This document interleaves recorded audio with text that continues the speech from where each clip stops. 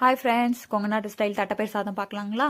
வாங்க. 2 டம்ளர் அரிசிக்கு 1/2 டம்ளர் தட்டைப்பயிர் எடுத்து வறுத்துட்டு அதை வந்து 7 மினிட்ஸ் குக் பண்ணி எடுத்து வச்சுக்க போகிறேன். ஸோ தேவையான பொருட்கள் பார்த்தீங்க அப்படின்னா தேங்காய், கடுகு, சீரகம், மிளகு, வரமிளகா, வெங்காயம், தக்காளி, கொத்தமல்லி கீரை, 2 ஸ்பூன் நெய், மஞ்சள் தூள், தேவையான அளவு உப்பு. ஸோ ஒரு குக்கரில் 2 டீஸ்பூன் வந்து தேங்காய் எண்ணெய் ஊற்றிட்டு கடுகு போட்டு பொரிஞ்சதும் சீரகம், மிளகு போட்டு ஒரு டைம் வதக்கிட்டு அது கூட வரமிளகா, வெங்காயம், தட்டி வச்சிருக்க பூண்டு எல்லாத்தையும் போட்டு வதக்கிட்டு கறிவேப்பிலை போட்டு வதக்கிட்டு தக்காளியும் வந்து இது கூட சேர்த்து போட்டு நல்லா வதங்கட்டோன்னு வேக வச்சு வச்சுருக்க தட்டைப்பயிர் எடுத்து இதில் போட்டுட்டு 1 டம்ளர் அரிசிக்கு 2 டம்ளர் தண்ணி ஊற்றிருக்கேன். ஸோ 4 டம்ளர் தண்ணி ஊற்றி ஒரு கொதி வந்த உடனே அரிசியை போட்டு குக்கர் மூடியை போட்டு வச்சிட்டிங்க அப்படின்னா ஒரு விசில் வந்தால் போதும். இல்லை குலைவாக வேணும் அப்படின்னா 2 விசில். ஸோ விட்டு எடுத்திங்கன்னா சுவையான சூடான தட்டைப்பயிர் சாதம் ரெடி. வாங்க சாப்பிட்லாம்.